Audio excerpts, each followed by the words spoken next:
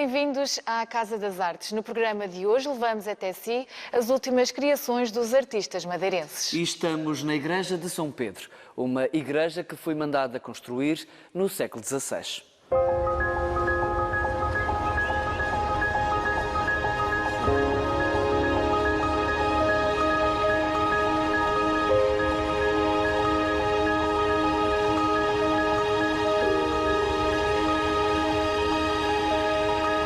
Estamos então na Igreja de São Pedro. Rita, mas para percebermos toda a contextualização desta capela, vamos aproveitar e vai-nos guiar nesta viagem. Então, o que há de importante para contextualizar no tempo e no espaço esta igreja dedicada a São Pedro? Ora, esta igreja, a Igreja de São Pedro, é uma igreja de relevante importância para o património.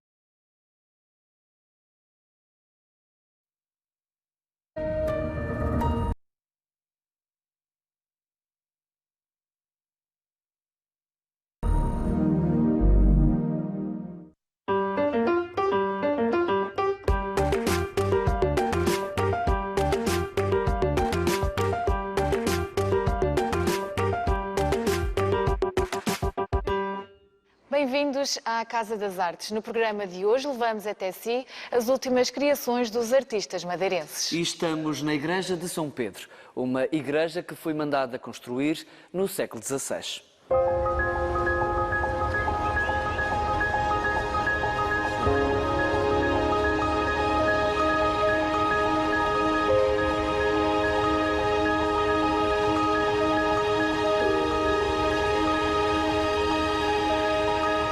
Estamos então na Igreja de São Pedro. Rita, mas para percebermos toda a contextualização desta capela, vamos aproveitar e vai-nos guiar nesta viagem. Então, o que há de importante para contextualizar no tempo e no espaço esta igreja dedicada a São Pedro?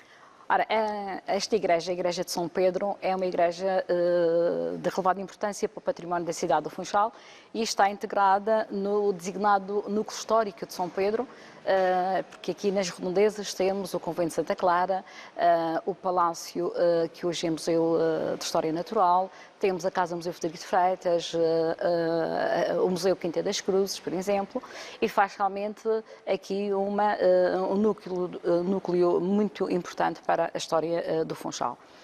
No que concerne a esta igreja propriamente dita, a Igreja de São Pedro, não temos uma data muito concreta para a sua construção, para a sua edificação.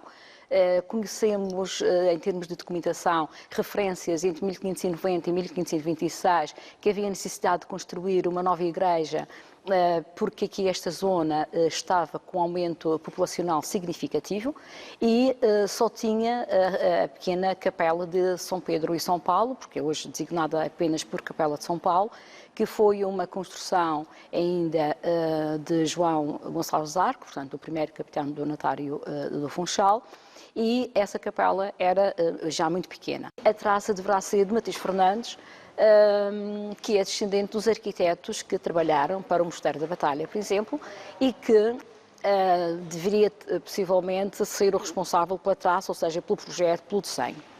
No entanto, aquilo que sobrevive hoje desta igreja é essencialmente do século XVII. Portanto, ela é uma igreja que poderemos designar como uma igreja de exemplar barroco, porque é uma igreja bastante ornamentada, com talha dourada, com azulejo, com pintura, também é rica em orvesaria, mas que ao longo dos séculos sofreu várias intervenções, desde o século XVII, XVIII, XIX até o século XX, e que deixou marca essencial daquilo que é o desenvolvimento normal da vida de uma igreja no centro de uma cidade. E depois de fazermos toda esta contextualização, também ninguém fica indiferente a esta beleza que é o altar-mor e também todo este retábulo, esta talha, aliás. O que é que se pode destacar? Consegue-se também localizar no tempo origens desta talha? Portanto, esta talha é uma talha essencialmente do século XVIII, foi construída já na segunda metade do século XVIII. Há uma identificação de uma encomenda a Lisboa para a traça, portanto, para o desenho e para o projeto. ao entalhador Félix Adalto da Cunha, e é um entalhador extremamente importante a nível nacional, com uma obra muito identificada em Lisboa e até na Misericórdia de Sesimbra, e que vai ser um responsável por uma transição do esplendor barroco, do exagero do barroco, para uma talha já mais contida, um pouco mais simplificada, de alguma linguagem do rococó.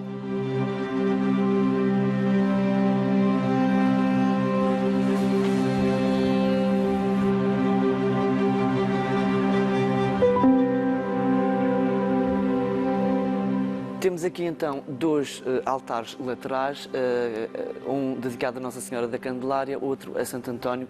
O que é que se pode destacar destes dois espaços? Estes dois altares são essencialmente uma linguagem barroca e são do século XVII. No caso do altar de Nossa Senhora da Candelária, é muito interessante referir que a confraria de Nossa Senhora da Candelária foi uma confraria muito dinâmica e com alguma particularidade e com alguma curiosidade. Eram só admitidos nessa confraria mercadores, oficiais e lavradores, mas tinha uma particularidade, é que as mulheres dos mordomos também podiam ser mordomas, sem qualquer contribuição económica, e a elas caberia a função muito peculiar de vestir e despir a imagem de Nossa Senhora da Candelária. A nível de Nossa Senhora da Candelária há também algumas curiosidades, porque nas paredes desta igreja estão pinturas já do século XVIII, também representando milagres de Nossa Senhora da Candelária, e que há uma ligação muito direta de aspectos mais ou menos devocionais dos nossos próximos vizinhos, não é? Das Ilhas Canárias, que têm uma devoção muito grande a Nossa Senhora da Candelária.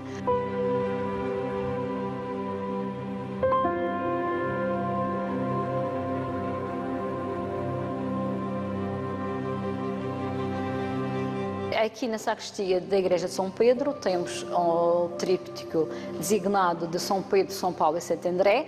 O que nós estamos a observar aqui na sacristia são cópias. O original encontra-se depositado e exposto no Museu da Arte Sacra do Funchal.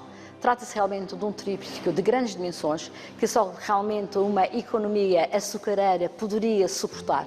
Estamos a falar de uma obra produzida em 1520, por um grande pintor flamengo, Van Cleve, que responde também para outras obras para a Madeira, e estamos a falar também de uma pintura de alta qualidade, que foi primitivamente colocada na Capela de São Paulo, e que depois, quando começam as obras aqui da Igreja de São Pedro, é transitada para aqui. Não sabemos se ela alguma vez esteve ou não na Capela-Mor desta igreja, ou se teve outro tipo de mobilidade colocado em algum altar, ou se foi logo colocado na sacristia. Já no século XX, a meados do século XX, o tríptico é colocado no Museu da Arte Sacra do Funchal.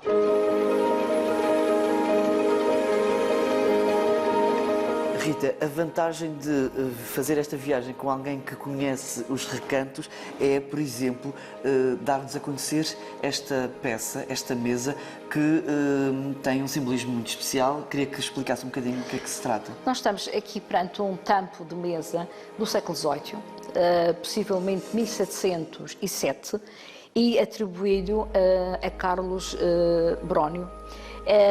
Esta identificação é possível porque ele deixou dois frontais executados com esta técnica, que é o frontal da capela, que hoje está na capela da Quinta Vigia, da capela de Nossa Senhora das Angústias, e um frontal de altar que está na capela de Nossa Senhora da Consolação e que é proveniente do antigo e demolido convento de São Francisco. Nesse altar está assinado, tem uma data 1707, e Carlos Brónio, que nós não sabemos muito bem quem foi, mas possivelmente passou aqui pela Ilha da Madeira e parece ser de nacionalidade italiana.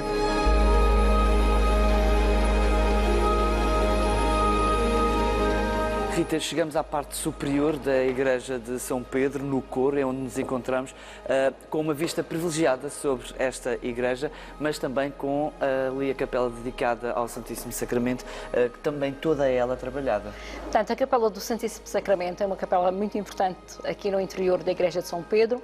É uma capela cuja edificação deve-se a João Moura Rolim.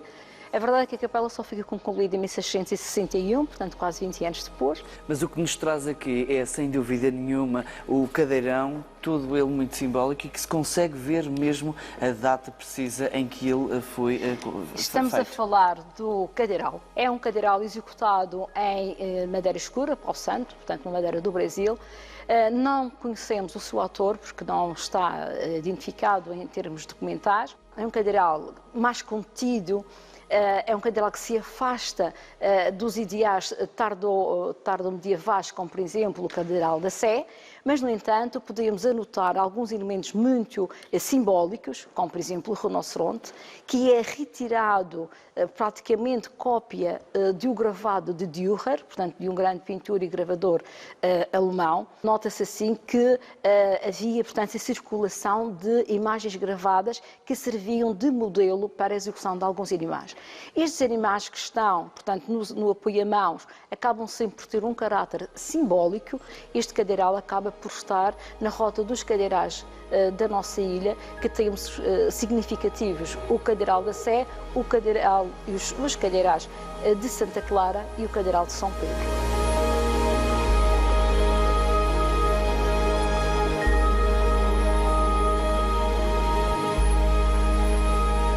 Até o próximo domingo, o Teatro Baltasar Dias recebe o espetáculo A Cortina de Soler, um concerto encenado que presta homenagem ao teatro e ao arquiteto que construiu o edifício, Tomás Augusto Soler.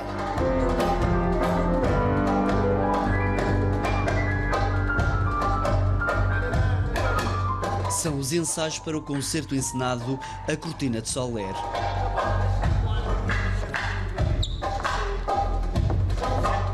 O que as pessoas vão ver substancialmente e que nós estamos a tentar ver é que as pessoas cheguem, se sentem e não estejam no teatro, sintam o teatro, que elas sintam por dentro a emoção do que é estar no teatro. Isso implica ver o teatro em todas as suas formas e vertentes. Implica ver o que é que está por trás, implica ver do ponto de vista do maquinista, implica ver do ponto de vista do músico, implica ver também do ponto de vista de quem idealizou e de quem sonhou a construção deste teatro. E daí vem o nome do evento, deste espetáculo, que é A Cortina de Soler. Tomás Augusto Soler faleceu em 1883 com apenas 35 anos. Deixou a mulher e 4 filhos menores. Para trás ficou o sonho de concluir o projeto do Teatro Municipal Baltasar Dias. 136 anos após a morte de Soler, chega um espetáculo que se torna numa homenagem em forma de sonhos. O Teatro Municipal, por exemplo, no meu caso, é um teatro onde quando eu toquei pela primeira vez, eu tinha apenas 15 anos, mostrou-me realmente esta magia daquilo que pode ser feito e daquilo que nós realmente podemos alcançar como artistas e como homens também.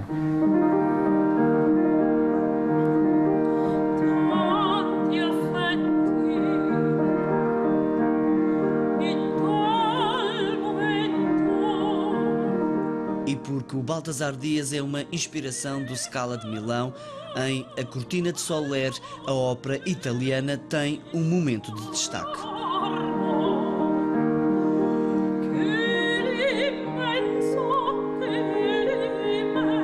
De Itália veio a conceituada soprano Maria Tomasi, perita do libretto. La sensazione che questa città vive attraverso questo teatro. Infatti lo spettacolo è un percorso, è la storia di questo teatro e si susseguono tante storie attraverso il tempo fino ad arrivare poi a un'esplosione di felicità. È bellissimo perché il teatro è il cuore di una città.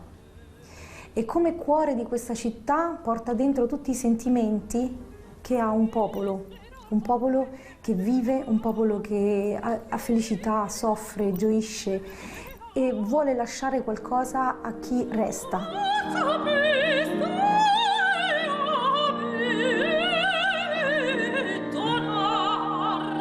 Io penso di essere stata invitata qui per ricordare la cosa fondamentale, che questo teatro è un teatro all'italiana e quindi è un teatro che dà valore alla voce.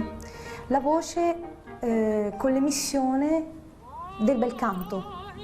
Quindi questa esplosione di gioia finale che si estende dal centro del palcoscenico fino a tutto il pubblico e fino poi ad andare fuori, insomma un'esplosione bellissima, è bello che è sottolineato,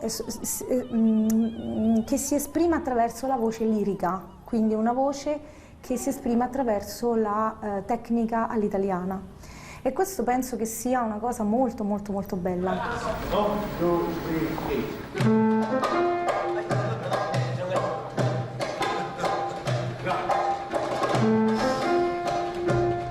Marcela Costa assina a dramaturgia. Emoção. Acho que emoção é a palavra-chave de todo este espetáculo. O que as pessoas vão encontrar é muita emoção.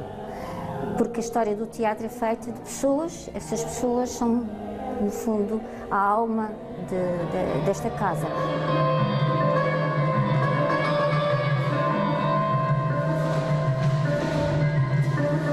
A direção de cena é de Catarina Claro. O exercício, de facto, é um exercício de olhar para o passado e, quase como no outro dia eu discutia isto com a Marcela, olhar para uma linha cronológica e recortá-la e fazer ressaltar determinados momentos dessa linha cronológica de acontecimentos teatrais, musicais, de dança que aconteceram aqui nesta casa e trazê-los ao palco, de facto, neste registro de viagem no tempo, nas memórias deste lugar, que é um lugar de memória, da memória coletiva de todos os madeirenses, na verdade. E, portanto, é um desafio complexo, mas muito rico e muito interessante. Em palco vão estar várias representações artísticas, dança, canto e música ao vivo. A primeira vez que vim cá representar, eu tinha 12 anos, pela mão do Eduardo Luís. Estava eu na escola e pertencia ao grupo de teatro da escola, que era orientado por Eduardo Luís, e chegamos cá todos com 12, 13 aninhos. Ainda tenho fotos desse momento e é sempre assim, uau, eu lembro-me de entrar, aquela sensação de pisar este palco que eu achava que era uma coisa tão gigante, é tão bonito, ainda recordo com muitas saudades, sim. Mas para mim esta casa é sempre muito emocionante, atuar, representar aqui, porque ela inspira-nos e dá-nos aquele sentimento de representação, de teatro, de uma coisa mais profunda. Depois começo a dançar e é um bocadinho mais rápido, também não precisa de ser muito rápido, senão vou morrer. Depois faço novamente a mesma coisa e aqui é que vou atrás dela. Un teatro all'italiana, trovarlo qui a Madeira, in un'isola bellissima come questa, dove la natura è meravigliosa, significa che la popolazione vive, ma non vive soltanto di natura, ma vive anche di cultura.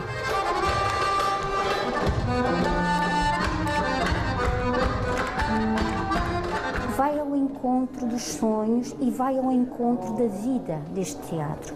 Porque para quem ainda não sabe, porque é natural, este teatro sempre teve muita, mas mesmo muita vida. A partir do século XIX, as companhias passavam e vinham barcos cheios de companhias de zarzuela, principalmente, e apanhar esse espírito, e depois apanhar o espírito da guerra, do que foi o teatro durante a guerra, apanhar o espírito dos anos 80, apanhar o espírito, não vou dizer mais, senão estou a revelar demasiado esta cortina.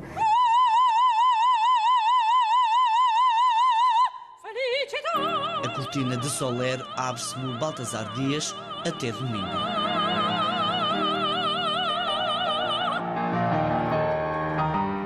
Marcos Milevski está na Madeira há 30 anos. Da escultura à pintura, o trabalho do artista argentino é vasto. O mais recente é um mural em perspectiva numa capela privada. É o mais recente trabalho de Marcos Milewski.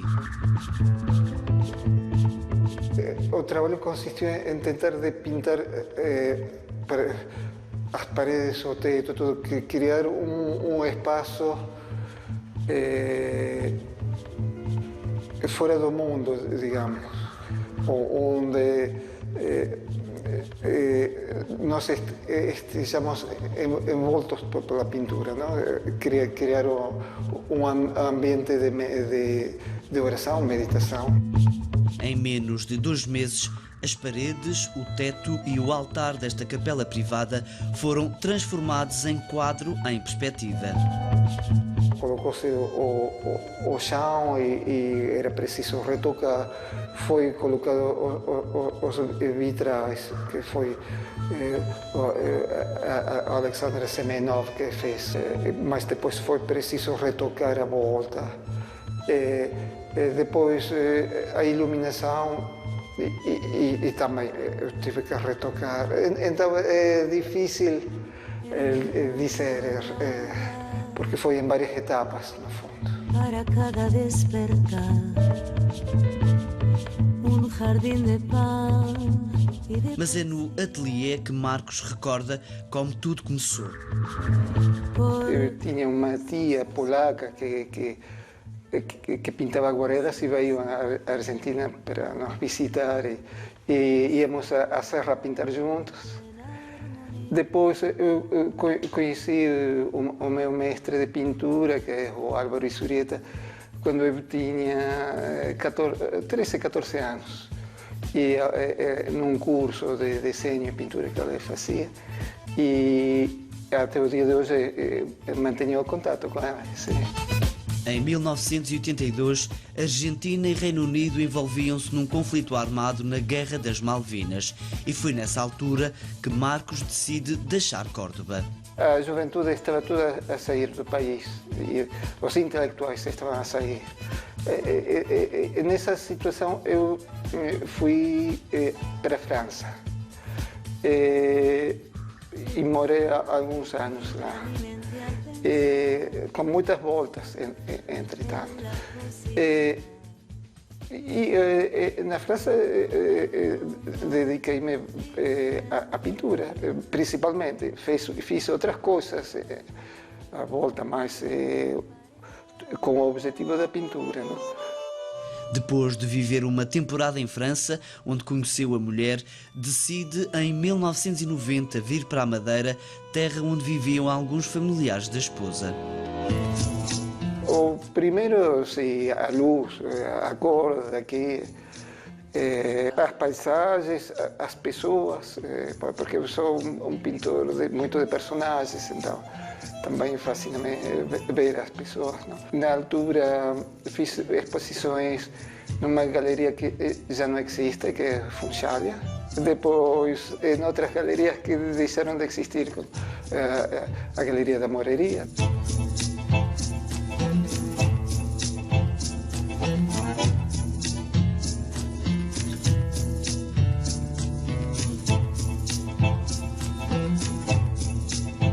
Tive sempre um trabalho um bocado perto do surrealismo.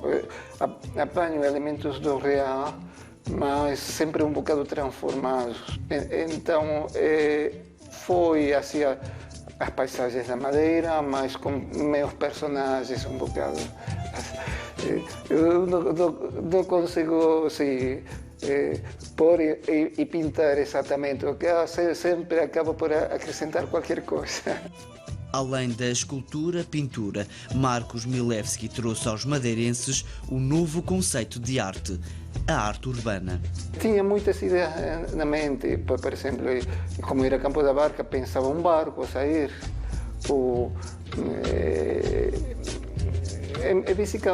basicamente eram as duas ideias, a baleia ou o barco. E ficou a baleia porque também tinha uma maior mensagem a nível ecológico. Estava a trabalhar e sempre há alguém que diz qualquer coisa ou dá-se 5 minutos de conversa e com comentários pertinentes. Eu penso que porque há como uma espécie de preconceito que há pessoas que percebem e outras que não. Eu não acredito muito nisso. Que só especialistas que percebem e o resto do mundo não. A sensibilidade toda a gente tem isso. 2020 assinala 30 anos que chegou à Madeira. Neste momento, prepara um trabalho para apresentar em maio no Art Center Caravel. Há uma série de quadros, um bocado mostrando a minha parte experimental a vários níveis, tanto de materiais como de conceito, os dois. É uma série, a ideia inicial é da viagem, mas não a viagem, digamos, turística, sino a viagem interior. E há várias vertentes dessa ideia. Quero fazer uma ligação com a baleia, faço uns quadros que são baleias, mas depois trabalho com vários conceitos, com o conceito do tríptico, que é um quadro múltiplo, de história aberta. Da Argentina para o mundo, Marcos Milevski já deixou uma marca artística na Madeira.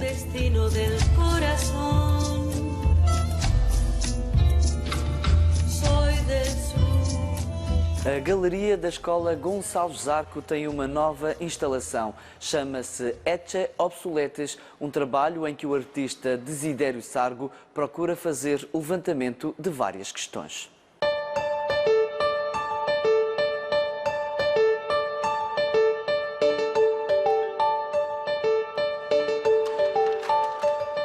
São objetos de outros tempos que deixaram de ter uso nos dias de hoje.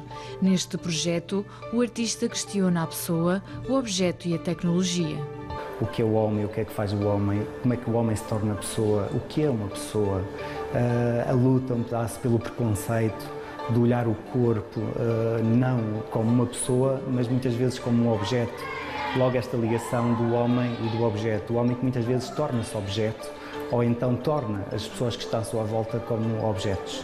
E o obsoletis, o objeto que logo que é inventado já é quase obsoleto, porque amanhã já surge uma nova tecnologia que o substitui com uma grande facilidade.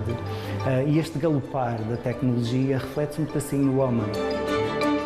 Na instalação é feita uma alusão à relação entre o homem e o objeto, onde cada um deles tem um código de acesso ao conteúdo. Foi uma tecnologia que foi introduzida num conceito da educação e eu venho levantar questões que se prendem com a educação. Dei a secretária antiga, que nós até nos lembramos quando éramos pequenos, o tablet. O tablet que existe ali e apenas com um código QR, que no fundo é apenas uma imagem abstrata. Aliás, toda a exposição está à volta dos códigos e destas imagens abstratas que são os códigos e que nós precisamos, obrigatoriamente, de ter um telemóvel que converta este código no seu conteúdo. Desidério Sargo questiona a utilidade dos objetos no mundo atual. Há uma falha na internet, ou então numa sala não temos acesso à internet e aquele tablet não funciona simplesmente. Não conseguimos aceder aos objetivos, aos materiais didáticos, não conseguimos aceder à internet, está bloqueado porque os alunos poderão ir para sítios que não devem e então bloqueia-se tudo e mais alguma coisa e aquele material acaba por estar ali, mas ao mesmo tempo muitas vezes não servir para a utilidade. A tecnologia está para o homem. Quando as coisas funcionam ao contrário, alguma coisa muito séria e muito grave está por trás. E realmente esquecemos a essência do homem. E na educação? Será que não existe algo mais essencial do que a tecnologia? Todos os códigos levam o visitante a depoimentos de vida com uma ligação a várias culturas. E o obsoleto muitas vezes não é apenas o tecnológico e o objeto, mas também muitas vezes o pensar do homem. Às vezes deparamos-nos com certas notícias que nós pensamos, mas isto é século XXI? É possível que ainda no século XXI se pense desta forma? Se consiga agir desta forma? E estes códigos remetem também para estas realidades.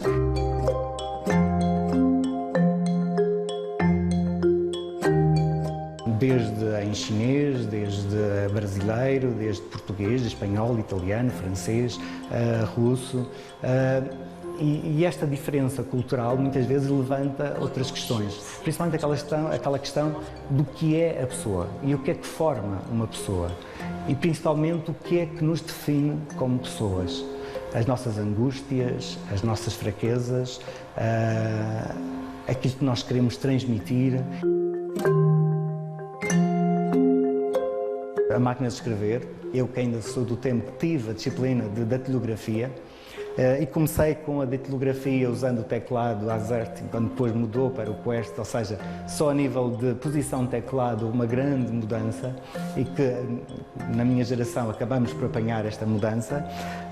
O que agora, a parte do teclado já está totalmente obsoleta, porque basicamente usamos o dedo para passar, podemos escrever até falando para o Google, que é o que já convertem, e cada vez mais estamos a galopar na parte tecnológica para nos expressarmos. Para além da máquina de escrever, o projetor de slides, que projeta várias imagens, mas todas as imagens são todas codificadas em códigos QR. Cada uma remete para um conteúdo específico, mas aparentemente nós olhamos e para nós, visualmente falando, parece quase a repetição da mesma imagem. E basicamente os códigos QR estão por todo lado, porque é esta codificação que interessa-me neste conceito do SE Obsoletis, um código que é muito utilizado neste momento, mas provavelmente daqui a pouco tempo já será alguma coisa que os nossos netos, bisnetos irão perguntar, mas o que é esta coisa? Uma sensibilização para o outro e a importância do contacto humano. A maior parte dos alunos provavelmente não tem a tecnologia no telemóvel para conseguir aceder aos códigos e é mais para possibilitar este confronto com a personagem, com o outro. Porque o encontro com o outro também é um dos pontos de partida deste projeto. A exposição pode ser visitada até março na Galeria Espaço Mar da Escola Gonçalves Zarco. Ashes to ashes,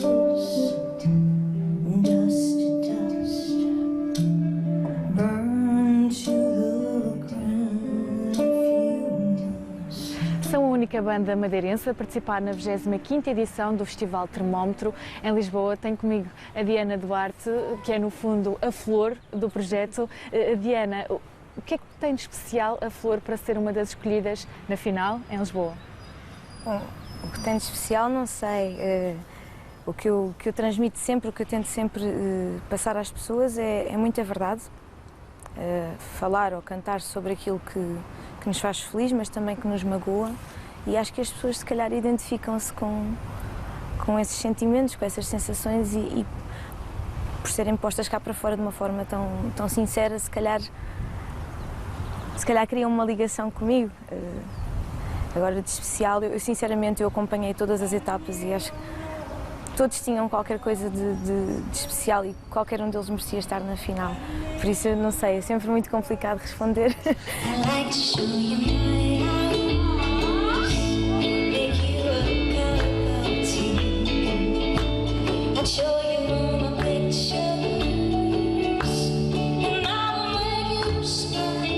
O festival vem ao Funchal, no fundo para levar os talentos diretamente para a final. Como é que depois tudo acontece? Bom, tudo acontece muito rápido. A partir do momento em que nós sabemos, eu comecei a pensar primeiro se ia levar flor a solo ou arranjar músicos para complementar esse projeto, porque Flor começou por ser um projeto a solo. Foi a maneira que eu encontrei para fazer os meus originais sozinha. Mas se calhar para o Festival Termómetro não fazia tanto sentido ir sozinha, porque é uma coisa nacional e tu queres levar o máximo não de preenchimento, mas de complementaridade. Já que eu tenho a oportunidade de fazer isto, vou fazer isto da melhor forma que eu puder. E então contactei os músicos, fizemos alguns ensaios, tínhamos feito há pouco tempo, no dia 22 de setembro, tínhamos feito Flor no Baltasar Dias, quando o lançamento do álbum fez 1 ano, e foi aí que eu, na verdade, deixei de ser a Diana Duarte nestas coisas e passei a ser a Flor, e pronto, e foi um pulinho, foi ensaiar, foi pensar em pormenores assim mais fúteis, como o que é que vamos vestir, ou pensar no alinhamento e de repente era o dia. Fiz para mim, para não esquecer. Diana, e que músicos é que a vão acompanhar? São os magníficos Pedro Tentém no vibrafone, Ricardo Dias no contrabaixo, a Juliana Andrade dança para nós, que é uma bailarina magnífica. Também temos o Miguel Apolinário na guitarra FX. Eu digo guitarra FX porque, na verdade, o que eu lhe pedi foram golfinhos e baleias. Ele ficou, mas não queres que eu toque? Eu disse, não. Eu quero que tu venhas não tocar comigo. E ele faz um trabalho incrível, mais de soundscaping do que propriamente de guitarra-ritmo.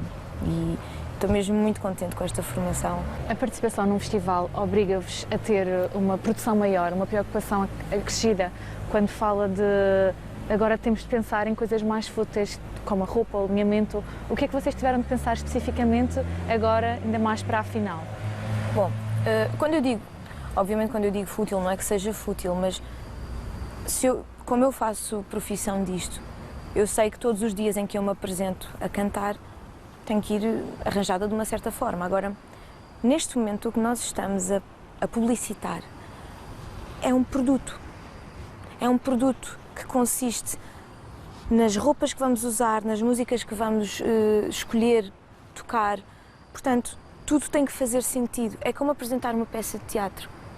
Exige um guarda-roupa, exige uma sonoplastia, e isso passa muito pelo arco das canções, porque se nós vamos apresentar 4 temas, podem ser os 4 temas mais bonitos que eu tenha, eu gosto de todos, mas podem ser os melhores, mas se calhar não fazem sentido uns ao lado dos outros. Temos que pensar nas outras bandas também que lá vão estar, que tipo de música é que eles vão levar, como é que nós vamos encaixar-nos no alinhamento dos outros sem perder a nossa identidade. Let it all fall apart. This is the end that we start. O meu projeto tem uma premissa muito forte, que é a mensagem, a palavra. E tudo o resto é o complemento à palavra, à letra. Então, como é que nós podemos complementar a letra sem nos sobrepormos a ela? Quer seja no guarda-roupa, quer seja nos músicos, quer seja nos instrumentais, porque há muitas maneiras de se fazer os temas e eu gosto de deixar os músicos sempre à vontade para explorarem ao máximo todas as possibilidades musicais do tema. Apesar de ele ter sido escrito por mim, isto é como vermos um filho a nascer e a tornar-se a sua própria pessoa. Eu olho para os temas um bocadinho assim, com algum desapego, para não ficar demasiado agarrada àquela versão inicial. E como é que nós, os 4, conseguimos pôr as nossas vidas naquela história? O objetivo agora é ganhar? O objetivo é sempre ganhar. Esse é o objetivo. Mas não pode ser essa a força motriz. Porque se estamos concentrados no resultado, não nos vamos concentrar no processo. E isso foi uma coisa que eu deixei sempre muito claro. Isto veio sem eu esperar. Isto foi uma dádiva, foi um presente. Portanto, agora eu vou aproveitar este presente o máximo que eu puder. E depois, pronto, olha, se ganharmos é maravilhoso, porque o primeiro prémio é magnífico. Se não ganharmos, fomos a Lisboa, tocámos em Lisboa para um público novo, demos o nosso trabalho a conhecer e muitas coisas boas virão. Diana, isto acaba por ser um desafio de início de ano. Estamos no início do ano, uma prenda. E isto agora, desafios daqui para a frente. O que é que há? Olha, eu nesse aspecto tenho muito aquela... Eu deixo-me levar. Realmente este janeiro parece março já. Porque foram umas coisas atrás das outras. Desafios. Temos agora um ao molho, claro, dia 25 de janeiro. Dia 14 de fevereiro vou estar com Flor novamente no Festival do ao Molho, aqui no Funchal. Dia 15 de fevereiro vamos levar um tributo a António Variações no SECAT. Dia 20 de março vou estar no Porto com Flor. Fechámos há pouco, por isso já posso dizer. As coisas vão aparecendo e na verdade, se nos deixarmos ir um pouco com a corrente, se confiarmos que estamos a fazer as coisas certas, não temos que procurar tanto assim. Eu acho que todo o artista passa por uma fase em que ele procura muito. Procura e parece não aparece nada. Depois chega um momento em que, inevitavelmente, colhemos os frutos daquilo que plantamos e eu, felizmente, posso dizer que estou num momento da minha vida em que as pessoas trazem-me coisas para eu fazer. E quando chega esse momento é de aproveitar, porque ele pode não durar sempre. And the night will be no more. The night will be no more. Night will be no more. E chegamos ao fim da Casa das Artes. Prometemos voltar na próxima semana para abrir portas à cultura.